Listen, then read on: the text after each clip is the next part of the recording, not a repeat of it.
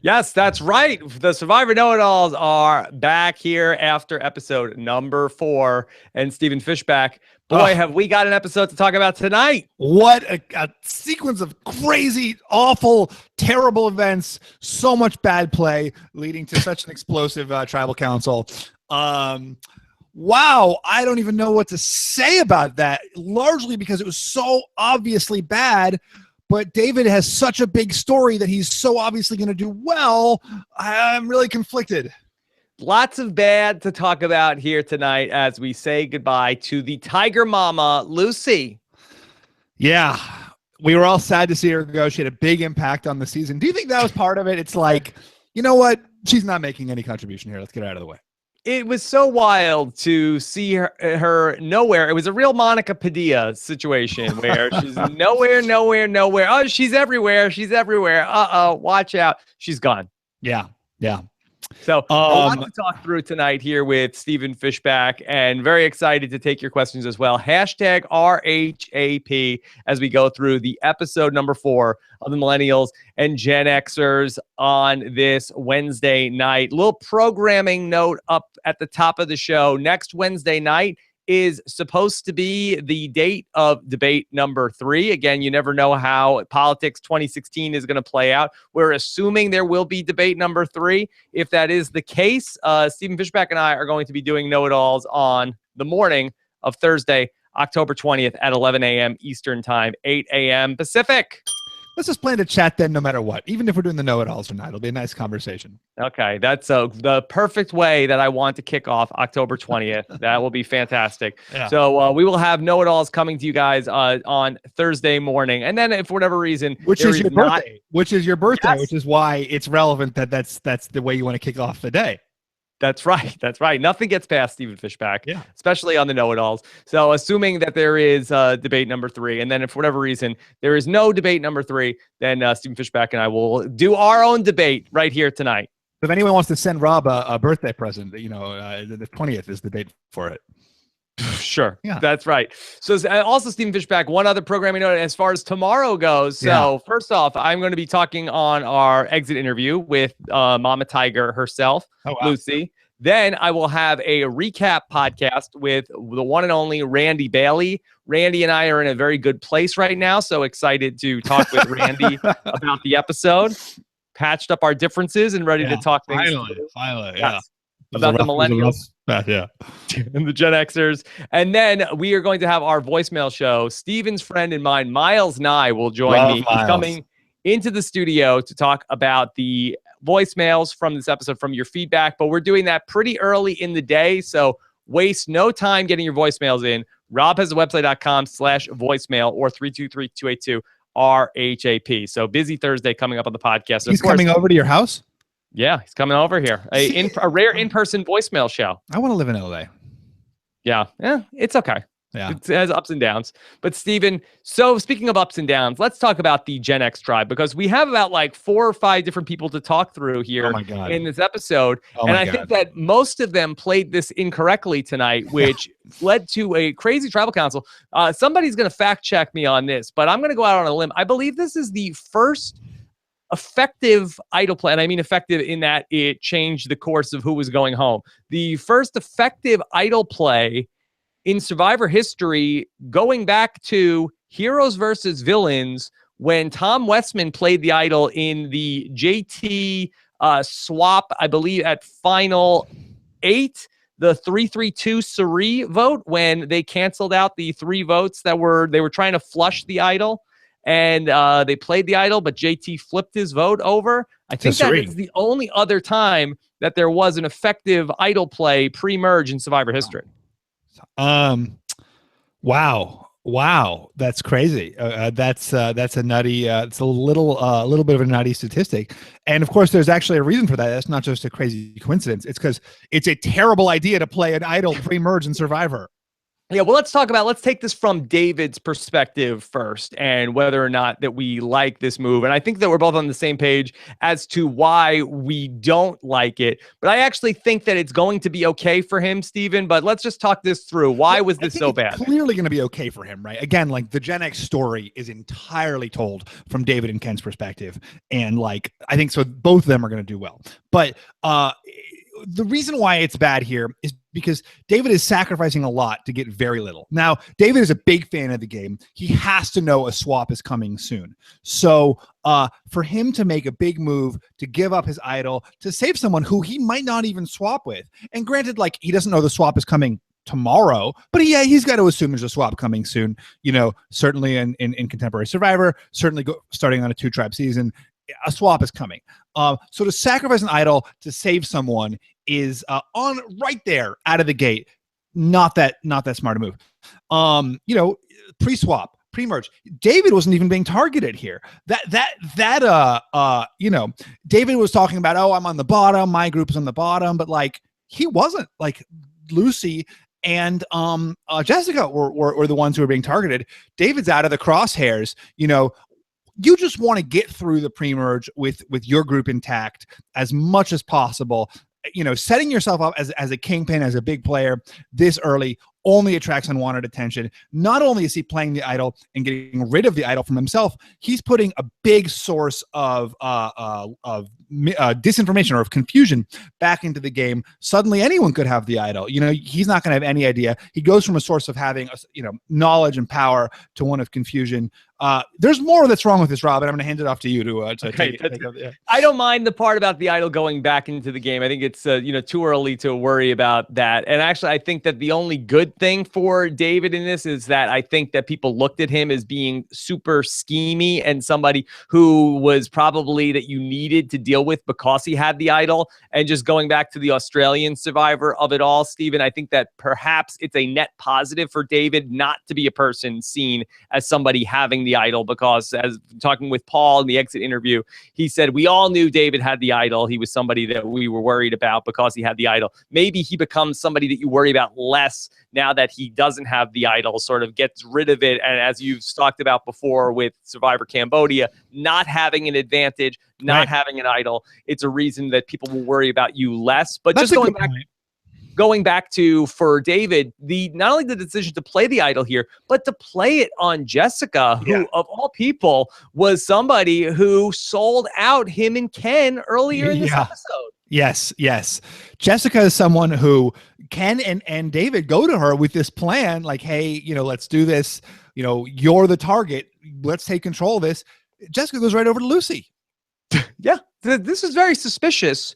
Lucy, why is he telling me that you're trying to vote me out? This doesn't sound right to me. Yeah. And Lucy was the one person who came to them. Now, granted, Lucy didn't play this right either. No. But she was the one who actually wanted to work with Ken and David. And then that's the person who David sacrifices his idol to eliminate from the game in favor of the person who betrayed him. Plus, not for nothing, Ken voted for Jessica. Jessica voted for Cece. So, Ken is here, or sorry, Ken and David are talking about creating an alliance to take control of the game. Not only are you pre-merged, not only are you pre-swap, your alliance is voting against each other. You're going to go tribal tomorrow. Live tribal. And the other, it's an you would think that because it looked like David and Cece were on the same page. They both voted against Lucy, but that it did not seem as though David and Ken were on the same page. Either David just had this idea and didn't talk it through with Ken, or Ken was not in agreement that this was the right course of action at this tribal council. Yeah. And, which right is not a great testament for having your alliance take charge of the game at the pre-merge. Now, a lot of people were saying this is going to buy you a lot of loyalty. I saw on Twitter people saying this is going to get a lot of loyalty from Jessica to David. And now I think it's likely that does play out later in the season, but just based on the things we're seeing in the story, you see Jessica thank David, so that might have an impact on the game. But going into this, how much, I feel like there's a law of survivor power about gratitude here, Rob. Is gratitude a good thing to rely on? Well, you shouldn't ever rely on gratitude, and that can definitely get you into trouble when you feel like, okay, I saved this person's ass, so they're going to go ahead and thank me later. It doesn't always work out that way, because the person who you saved thinks about, wow, I really got myself out of a tight spot there. I was really, what a fighter I am. I have so much confidence now in myself to be able to make big moves, and really my narrative is really on the up and up now that I've saved myself once again. But Stephen, just to go through this, I mean, if for David, I think it might have been a really a much better move, assuming they were going to stay together. And again, with the swap coming up, who knows how it's going to play out. But what would the next move have been for the alliance if they stayed together? Because now, what are you going to vote out either Chris or Brett at the next tribal council if this Gen X group was going to stay together? It seems like the only logical move, if you got rid of Lucy here, you figure that he's going to keep Ken, he's going to keep Cece, he's going to keep Jessica. So now you only have Brett and Chris and Sunday. Was Jessica then going to go ahead and vote out Sunday at the next tribal council? I guess that's what they're relying on, even though those two are obviously, although, Sunday voted for Jessica here. But again, like the more salient point is that all of these the people who are in this alleged alliance that's allegedly taking over control of the tribe are voting against each other. Like that's not something that's going to be, that they're going to go back to camp and be like, actually, we're the tight, strong four. And I think that's a function of like, you watch the show, you're like, you envision in your head, oh, these four guys, they're together now. Now they're together. No, clearly they don't even like each other. They don't trust each other. That's for sure. I think they may like each other. They may like each other. It's not sometimes I don't even like you. How was that? Was that a better guess? I'm working for Al's accent. Yeah. All right, let's talk through some of the other people besides the idol play. For Lucy, I don't understand the move, and we got this narrative that Lucy is a dictator, but coming out of last week's vote, it was this idea of, okay, we have to get rid of the person who was the quote-unquote mastermind of the Paul boot from last week, and that person is Jessica. And there was really no evidence to back up the fact that there was any sort of overconfidence on Jess's part now as the mastermind of the Gen X tribe. But I do think, as we talked about last week, right, this move by Jessica was also too big, right? A too big, too soon move. And bad. And as a result, like, no surprise to anybody, Chris and Paul, who are, sort of the anchors of this tribe, Chris and Brett, now are furious at her, and they feel totally alienated from her. And so I actually think it's not a bad move from Lucy to say, you know what, guys, I'm with you. Let's get rid of her. I think that's actually smart. And in fact, if Lucy's move had gone according to plan, had David not played the idol, you'd actually have a pretty unified tribe again. You'd have that previous alliance, which just got rent asunder, voting together. You now have Ken voting with that alliance. Ken, who was always on the outs, now is voting with that alliance against Jessica. You'd actually have a cohesive group, relatively cohesive group coming together again. Right before a swap, which would be very crucial. But again, kind of driving that apart. If the millennials, destroy these Gen Xers, it's because of the fissures that are happening right now, with Jessica turning on her alliance, with David, idling out, someone who's kind of trying to bring the tribe back together. Is this big moves, Rob? Is this, the big moves era of Survivor? I mean, it certainly is the big moves era of Survivor, and that you chalked up Jessica wanting to make a big move up to her last week. David, again, is going to make a big move this week, and these are not correct moves, I don't think, so far.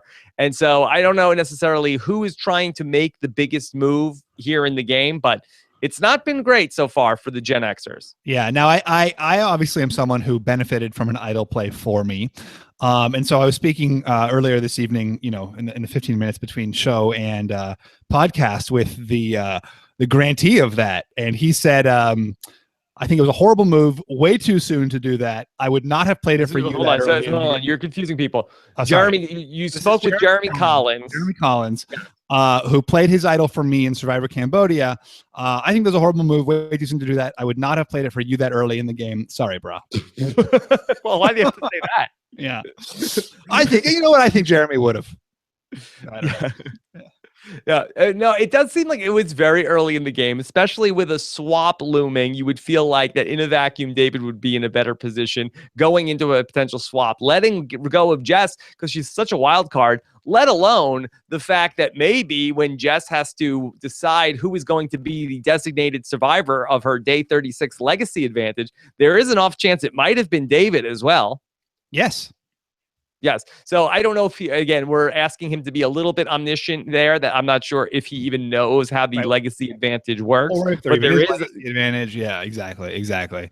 There's certainly that possibility in play as well. But then let's talk about this from Ken's perspective. And was this a good move for Ken, that we talked about how, okay, Lucy, we can see the logic in what she's doing at least. But for Ken to go and tell Jess, hey, just so you know, the jig is up and that Lucy is coming for you. I don't like the way she's talking to me.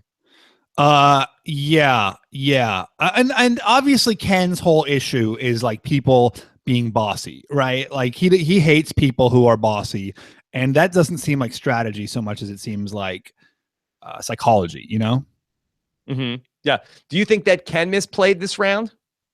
Yeah, I do. I mean, you know, he screws over. Well, right. He turns on Lucy to save Jessica. Jessica then sort of flips on him. And, you know, maybe it was correct of him then to vote out Jessica, actually. Maybe that's not a terrible move. Ken then rehabilitates himself into the tribe, votes out the person who obviously didn't have loyalty to him, you know, and theoretically is saving this person who, you know, he and Lucy kind of had it out, but sometimes that can be healing. And maybe Ken is not, maybe Ken is playing this correctly. What do you think? I think that the right move for Ken would have been to never tell Jessica the plan, because he becomes now somebody who seems untrustworthy in the eyes of, you know, certainly Chris and Brett and maybe Sunday, the people who survived this vote. And if he would have been just happy to vote out Jess in this spot, again, he's in a pretty good spot with all of the remaining Gen Xers, and then you head into the swap, and then who knows how it goes. You think that he's probably somebody who's around for a while, but now he has a little bit of this stigma of being somebody who is spilling the beans, Stephen. Yes, I agree. I totally agree. And, you know, I think it comes down to psychology more than strategy here for Ken. But I don't think this was great. You know, isn't it better, theoretically, just for strategy reasons, isn't it better if everyone is kind of treating you like you're my secret ally, you know, come do this, and then someone else is like, oh no, you're my secret ally, come do this. And you know, again, like David was and Ken have this like complex about being on the bottom, and like, oh, I don't want to be on the bottom, I don't want to be treated like I'm on the bottom, but like no one is targeting them, you know, no one's coming after them. And granted, like David was a target maybe in the first vote, though no one really voted for him. And like to be in this position where like everyone is kind of treating them like they're not a threat, but nobody's coming after them, like that's exactly the position you want to be in right now in the pre-merge on Survivor. And to be sympathetic to where David sits in the game, where it's like, okay, they're talking about a 5. They're talking about that group where it's Brett and Chris and Lucy and Sunday and potentially Jess and even maybe Ken are getting back together. And it's me and Cece that are at the bottom. Uh-oh, what are we going to do? I still think it's in the best interest to hold on to that idol, keep your powder dry, and if necessary, if you go to another tribal council, you might rattle off a couple of immunity victories, play it on yourself at the next tribal council, and live to fight another day with that idol in your pocket and say goodbye to Jess, who's not that great of an ally anyway. Yeah. And I do think the randomness factor of not knowing where the idol is a huge issue. I mean, you know, that's something that you spend so much time speculating about. I mean, you know, again, not to take it back to Survivor Cambodia, like every vote we got wrong was because we were trying to second guess where the idol was, you know, when Kelly idled out Savage, just because we assumed, you know, we didn't think Kelly had the idol. When I got voted out, it was because we thought Joe had an idol. You know, all these wrong votes, you know, come to this like guessing game of who's got the idol and how are they going to play it and who might they hand it to. And if you have that information and you have it in your hand, like not only does it give you the actual power of the idol itself, but it just relieves so much other strategic complications, you know, in that guessing game. Okay, let's just talk through a couple of the millennial issues tonight. Of course, the big news over on the Millennial Tribe: Adam finds the idol. Very nice piece of editing for Adam, right? Yeah. Would you say that Adam has the winner story here? I mean, that's good. That's pretty good stuff for Adam here tonight. And not only finding the idol, and then also, of course, then the story about his mom. I mean, it's a very moving piece of footage. So, whether or not he's the winner of this season, good stuff if you're an Adam fan. Yes. And I thought that was great of Adam. Such a funny moment with those goats. That was such a great Survivor moment, wasn't it? Like, look, there's goats. Let's go goat hunting. Yeah, but and good for Adam to go looking for it too. I think that having some technical difficulties with hearing Stephen. Stephen, are you there? Yes, I'm here. Can you hear me? Okay, all right. Sorry, not sure what was going on there. Okay. A little bit of a snafu. Yes. The millennials like to go goat hunting. Yeah, but I felt like that was like good symbolism where however, like 8 of them are looking for goats and one of them is looking for idols, a lot of the time we talk about, this person shouldn't be going idol hunting. It's putting a target on them. Adam's got a target. He's on the bottom of the tribe. He has nothing to lose. He's going idol hunting. Like, good for him. Yeah. And so Adam certainly had a great episode. So did Michaela, Stephen. Yeah, she beasted out.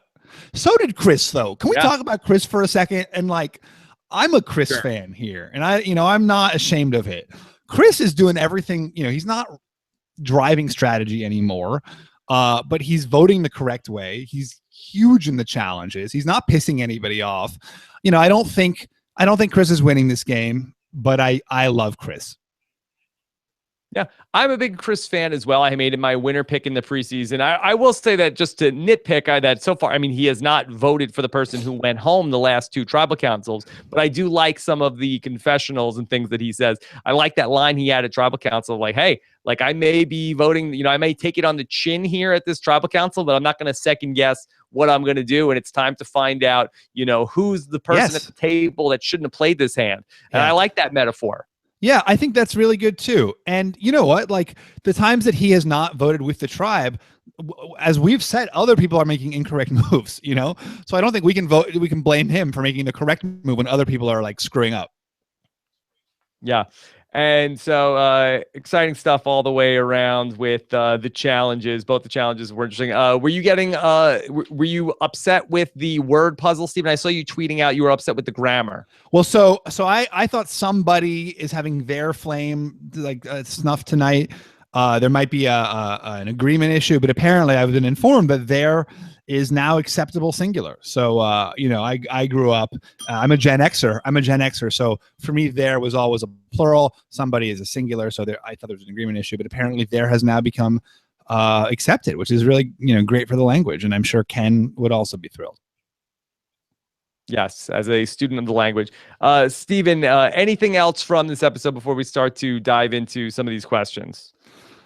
Let's see what else. So the only other thing to say is that wasn't it crazy that we didn't go right from the reward challenge to Gen X? We never saw them getting the reward.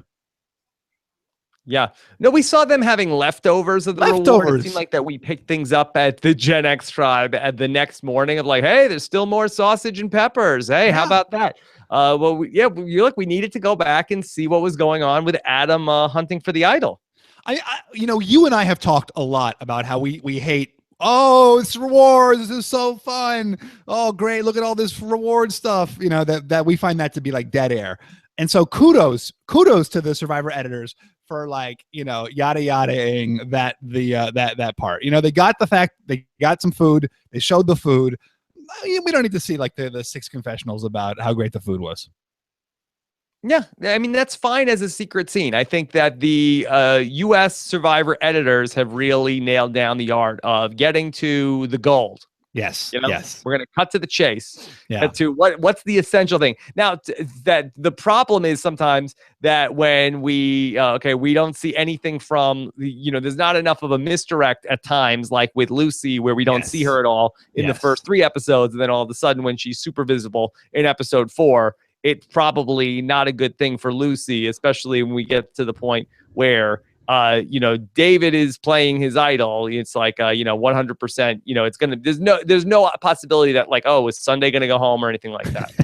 Well, right. But you know what? That's like the nature of the beast. And like, yes, if you had 16 hours every week, like Australian Survivor, like you could have more confessionals for more people.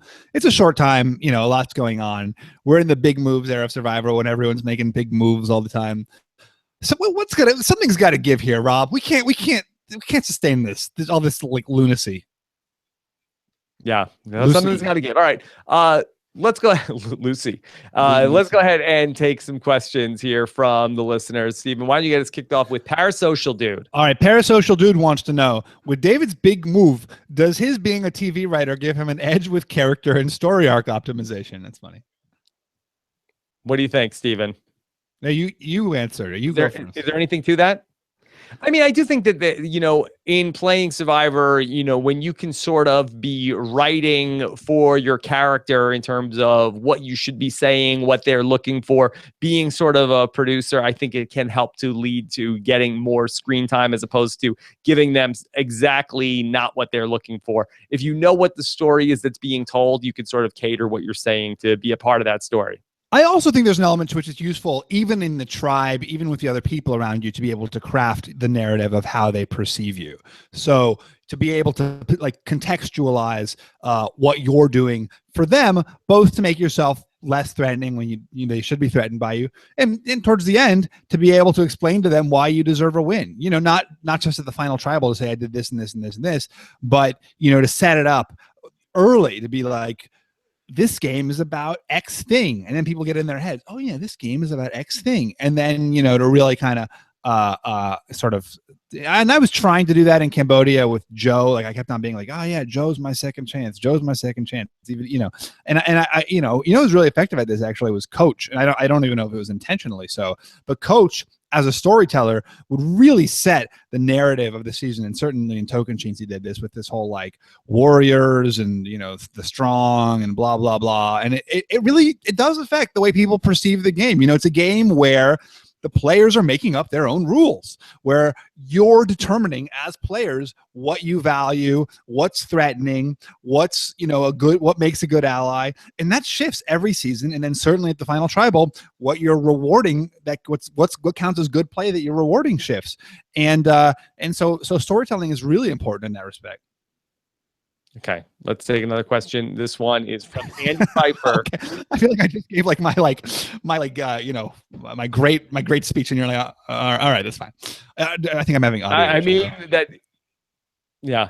Andy Pfeiffer says, why do you think Jessica distrusted Ken? Why would he lie to her if the mastermind was Lucy? Why do you feel like that Jessica felt paranoid?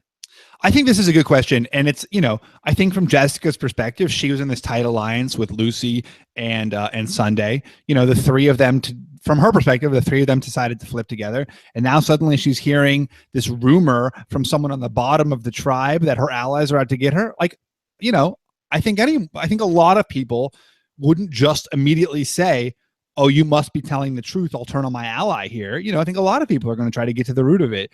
And most people would have the inclination to trust their ally over that other person. So I wasn't that surprised by that. Like, yes, as we're seeing it portrayed, like how dumb of Jessica Lucy really is out to get her.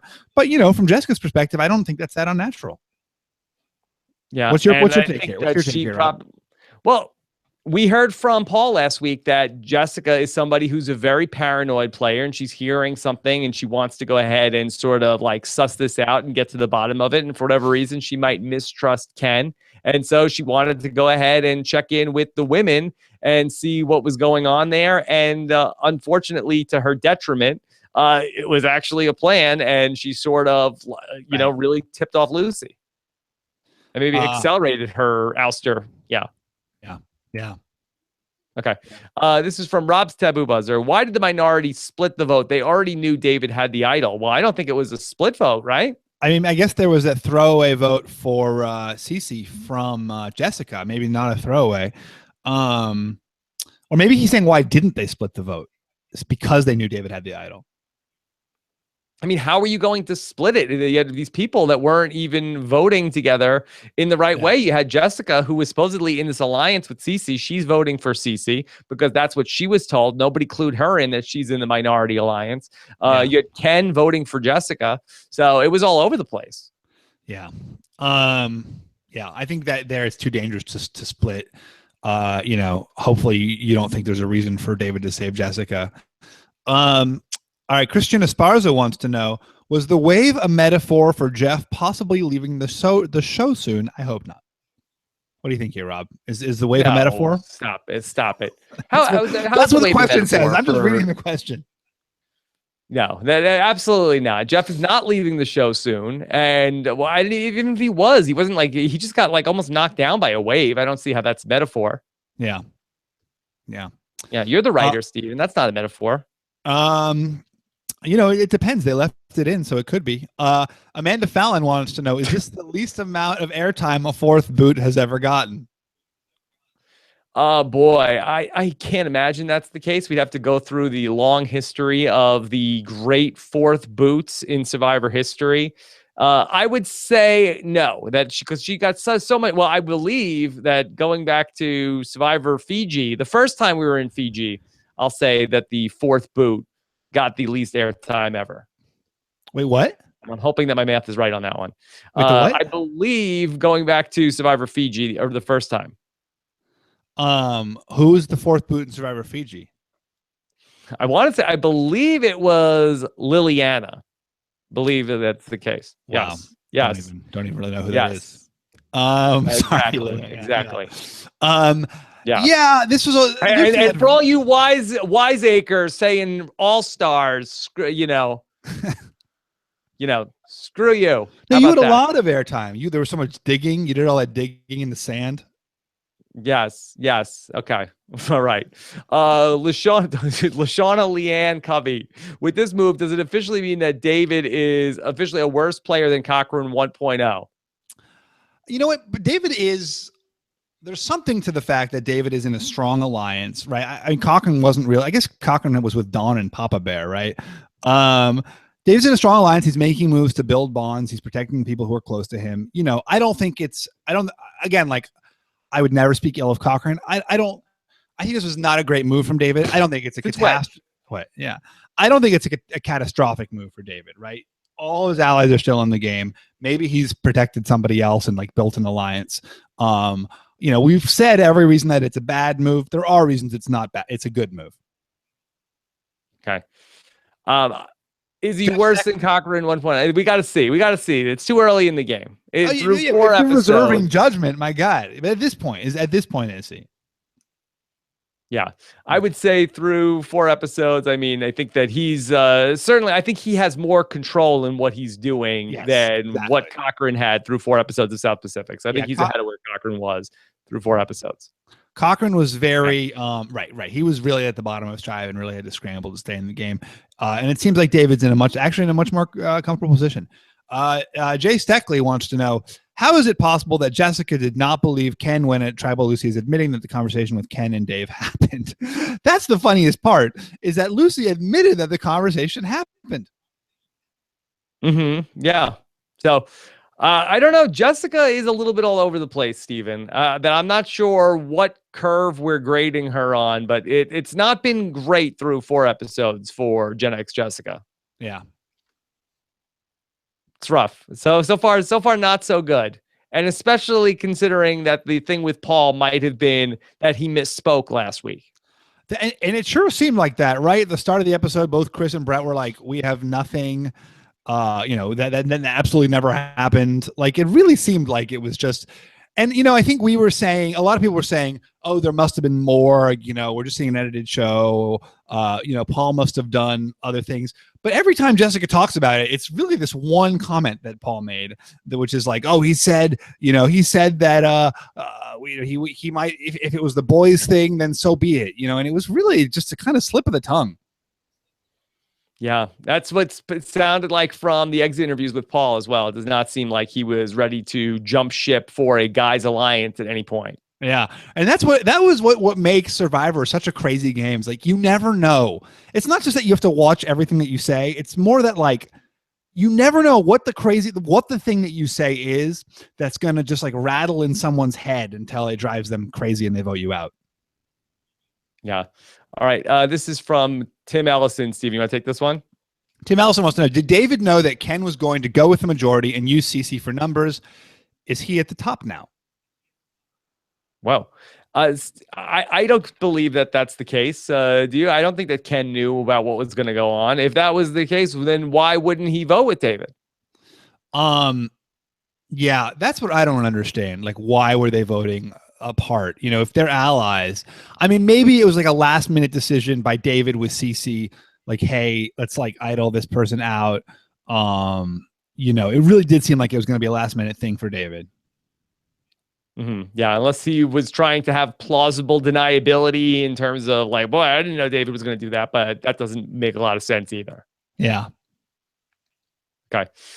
This is from Ryan, hashtag Team Figgy. Are we still to believe that Figgy and Michaela hate each other? They work so well together in the challenges. Stephen, are you buying the Figgy and Michaela hate? It's like, I'm telling you, it's like the Kasaya alliance. You know, they can't stand each other and they work well together. Yeah, I don't think that we should necessarily judge how effective a tandem are in a challenge to say whether or not they personally like each other. Like, I think you could work with somebody to try to get a ring from somebody, you know, to say that that's not necessarily the barometer. Stephen, I liked what you were tweeting about during the puzzle challenge, where Jeff was really straining to get a metaphor going about the approaches of the Gen Xers and the Millennials on the puzzle. Gen Xers working hard to try every combination. Millennials just go in their own way. Like, what is that? You could say they're going their own way no matter what they're doing. Like, what is the thing that millennials are doing where they wouldn't be doing it their own way? Yeah, Gen Xers are just like trying to, you know, try every single combination. Millennials are thinking about what my next move going to be. So it really speaks to it, Stephen. And you could literally say the same thing for if it was the opposite. Millennials trying every the combination. They're all over the place. Gen Xers really muscling through this one idea. You know, like there's no wrong thing, you know, where it doesn't perfectly hit the theme of the season. That's what's so great about this theme. You can make it work for anything. Yeah. All right. Poet Stephen Fishbach, that's not me, wants to know, don't tell Nicole there were naked people on Survivor tonight. Oh, does Nicole not like naked people? Let me watch it. Yeah. She would not approve of anything related to having naked people on it. So don't tell my wife that I podcast about this episode of Survivor. Okay. Yeah. Don't let her know. I won't be able to watch it, Stephen. Yeah. Very puritanical, Nicole. She won't care for that. Okay. Matt Siggs is Hannah the least subtle survivor of all time? Yeah. What'd you think about that when Adam was looking for the idols? Like, hey, Adam, did you find the idol yet? You know what? Like, Hannah to me has taken on like a new vitality. You know, the first few times it was like, oh my God, what are you doing? And then when you just say like, you know what, let Hannah be Hannah. She's going to do her like Hannah thing. It's like kind of wonderful. You know, you can't judge Hannah. Like, was that the strategically smart move to do in any way? It's like, she's just out there being Hannah. You know, that's the millennial versus the Gen X. It's like Hannah, the Hannah thing, you know, Hannah being Hannah. Let Hannah be Hannah. Unshackled Hannah. Unshackle Hannah. Yeah. What did you think of that moment, Rob? What, when Hannah was saying, hey, did you find the idol yet? Yeah. Well, I thought it was funny that a couple things out of that, where Adam is like, no, don't come in here. To Hannah to sort of get rid of her. Right. And then he like obviously like is speaking directly to the camera person in that moment where he's like says to her like you think that she saw me, like it's like he wasn't breaking the fourth wall talking to the audience, like he's clearly talking to the camera person in that moment. And then two, he didn't seem that concerned. He's like, all right, well, let me put the necklace on for a little bit also. I thought that was crazy. Like obviously he's a fan and there's like such a great thrill to putting on the necklace, but like maybe not like on the beach. right. Where he didn't seem that concerned. He's like, all right, let me just try it on. I guess the toothpaste is out of the tube here. Yeah.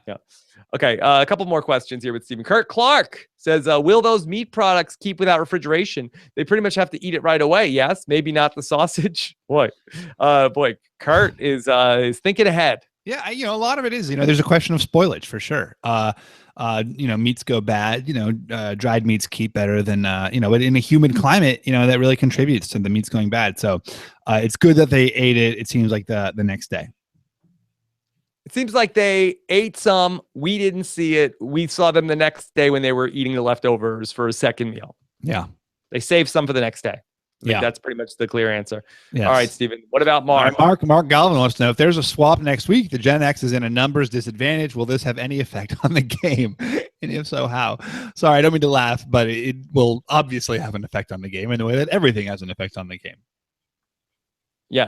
Do you think that we will end up potentially where millennials will just pick off the Gen Xers in any sort of swap situation? Or do you think that we are more likely to see some sort of new commingled alliance? I think there will be mingling. What's up? Yeah. I think so. Yeah. Go ahead. I mean, I guess the obvious question is going to be, if Figgy and Taylor get split up, will one side of that showmance be targeted by the other group? Oh wow, yeah. Is it possible? I guess, yeah. I think that's what we have to start to look for going. Right? Like if you last question, you would split that up. It's happened many times before. Yeah. Actually, not that many times before. Kirsten McGannis says, with everyone playing incorrectly, does it matter less when bad moves are made? Stephen, in the Kingdom of the Blind, is the man with one eye king? There's something to be said, though, for like being erratic and flamboyant, where it's really hard to play against someone who's acting erratically. So it's like you can't act rationally when your opponents are not acting rationally. Yeah, it could end up sort of like devolving to the point where it's this sort of train wreck season where when everybody is playing well, I think that it probably means more when you make a good move. But when everybody is playing poorly, I do think that it's sort of just like this crazy game where anything can happen. So it's almost harder to figure out how it's going to go. And even a good move could backfire. Yeah, exactly. Exactly. What do you think of the big moves there of Survivor? It's definitely fun viewing. It's fun podcasting. But you're you're not just a podcaster, Rob. You're a student of the game. You like good gameplay. Yes, I'm the Doris Kearns Goodwin of Survivor, Stephen. That's exactly what I've always said about you, the Doris Kearns Goodwin of Survivor. What do you think? Does the big moves thing bother you, or are you like, it's fun to talk about? No, it's fun to talk about. It doesn't bother me at all. I would much rather have an interesting episode of Survivor to talk about every single week than have, I don't know, what are we sort of like hanging our hat on of like back when the game was pure and it was more boring. You're going to summon Lex. You're going to summon Lex if you do that. If you say that 3 times. Like Beetlejuice? No. Yeah. Look, it's fun. It's interesting. There's a lot of stuff going on. Like, look. If I only need to look halfway around the world to find what happens when it's not the big movie era of Survivor, Stephen. There's a difference, though. There's a difference between no gameplay and good gameplay. I like the big moves. They're fun to talk about. It's always fun to get on my high horse about how bad someone else is doing. But I think I prefer when people are playing smart. And I think that, I would rather a slightly less, I liked One World. And I think I'm one of the rare few who liked One World because I thought Kim, I just loved watching Kim play week to week. Let's go check the tape on that. Somebody fact check Stephen Fishbach and let's find some podcasting from Stephen Fishbach. I stand by that. And hear about how much you love that season. I loved that season. I didn't like, I loved Survivor One World. I'd stand by that. When it was on, did you like it? Yeah. When it was on, I really liked it. I was actually surprised at the time. Now, do I believe that there's probably tape of me saying at one point, "Oh man, this episode was boring"? Like, yeah, likely. Did I think? Yeah. So what should you believe, Stephen Fishbach or your lying eyes? What should you believe? Yeah, but look, we talk a lot. Fact checkers. You can take a quote. Bob has a website.com. We're live fact checking Stephen Fishbach right now. You can take one quote from 5 years ago out of context when I was in a podcasting room, or you can look at my character. Yes. Okay. Fine. Go and check Stephen's timeline. Retweet all of his tweets about how much he loved Survivor. Podcasting room conversation. Find his people blogs and talk about how, what a season this is. Yeah. What a wonderful season. Give a fishy to Mark Burnett for this season. I liked it, and I'm sorry that you're such a cynical person where you can't appreciate the true game and just need all these like bells and whistles like exploding in your face. Yeah. All right, Stephen, who gets the fishy tonight? That's your difficult question. Well, it's obviously Adam. Adam. Yeah. A cop out. Who else is playing well? Who would you give the fishy to? The real challenge is who gets the Cesty tonight. That's the real question. Who played the worst? Well, I have to say, boy, it's difficult because to pick, for David, I think he's going to turn out okay. So, boy, I'd almost say I'd give it to Ken. Just because David has a bigger story? That I think that for David, I think that losing the idol, I think is gonna be a net positive for him. Right. So for Ken, I think he comes off as wishy-washy. He makes some enemies, and he wasn't even in the loop on what the ultimate plan was going to be. So I'll say that it's not a disaster for him. But I think if you want to ask who played the worst tonight, besides the person who got voted out, then I'll give it to Ken. But Ken voted with the majority alliance. If you were like putting, odds on who's going to, let's say, right, we know there's a swap next week. Let's say there weren't a swap next week, which is obviously what David is counting on, which is why he's playing his idol. You have, you think he's counting? He's not counting on a swap next week. I think David's not counting on a swap because his whole thing was like, how do I save my allies, right? But let's assume, which is David's supposition, that there's not going to be a swap next week.